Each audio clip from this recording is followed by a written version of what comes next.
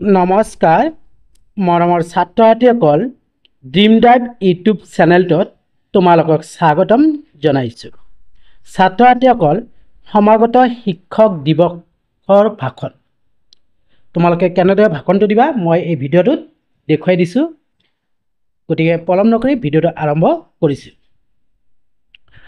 আজিৰ সভাৰ সভাপতি মহোদয়, সন্মানীয় ছাৰ বাইদেউসকল, বন্ধু বান্ধৱী তথা ভাইটি ভণ্টিসকল, পোনপ্ৰথমে সকলোকে শিক্ষক দিৱসৰ শুভেচ্ছা জনালোঁ।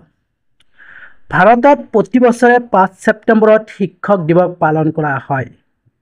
1888 চনত 5 ছেপ্টেম্বৰত সৰ্বপল্লী বীৰ স্বামী আৰু চিত্তাম্বাৰ ঘৰত জন্মগ্ৰহণ কৰা ডক্টৰ সৰ্বপল্লী ৰাধাকৃষ্ণনৰ জন্ম হৈছিল। তেতিয়াৰ মাদ্ৰাজৰ তিৰুত্তনী চহৰত তেলেগু ভাষী ব্ৰাহ্মণ সম্প্ৰদায়ৰ 1962 চনৰ 5 ছেপ্টেম্বৰত ভাৰতত প্ৰথম শিক্ষক দিৱস পালন কৰা হৈছিল। ডক্টৰ সৰ্বপল্লী ৰাধাকৃষ্ণনৰ জন্মবাৰ্ষিকত শিক্ষক দিৱস পালন কৰা হয়। এজন মহান পণ্ডিত, উৎকৃষ্ট শিক্ষক আৰু ভাৰতৰ দ্বিতীয় ৰাষ্ট্ৰপতি আছিল। আমি সদায় আমাৰ শিক্ষকসকলক কথা মানি চলা আৰু সন্মান কৰা উচিত।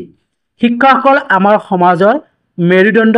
শিক্ষকসকলে নিজৰ জ্ঞানেৰে আমাক পথ প্ৰদৰ্শন কৰে। আন্ধাৰত এটা চাকি। আমাৰ দেশৰ সকলো শিক্ষকৰ বাবে এই দিনটো অতি বিশেষ। এইখিনি কৈয়ে মই মোৰ চমু বক্তব্যৰ সামৰণি মাৰিলোঁ। ধন্যবাদ।